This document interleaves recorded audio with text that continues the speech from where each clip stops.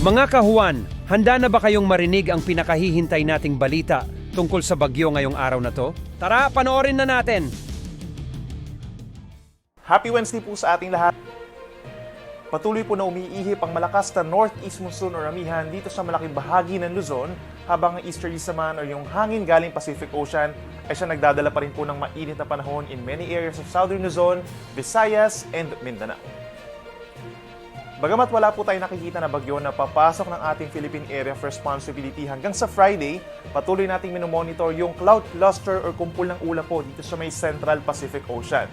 Patuloy kasi itong lumalapit sa ating kalupaan at hindi rin natin inaalis yung chance na maging low pressure area po ito sa susunod na 24 oras. Itong low pressure area, weather disturbance po na ito ay posibleng pumasok din ng ating Philippine Area of Responsibility over the weekend, maring Sabado or Linggo, at magpapaulan sa malaking bahagi ng Visayas and Mindanao early next week.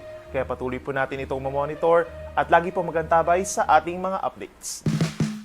Mag-subscribe at i-click ang notification bell para laging updated sa mga araw-araw na balita tungkol sa bagyo sa ating bansa. Salamat sa inyong suporta mga kahuan. Enjoy the good weather.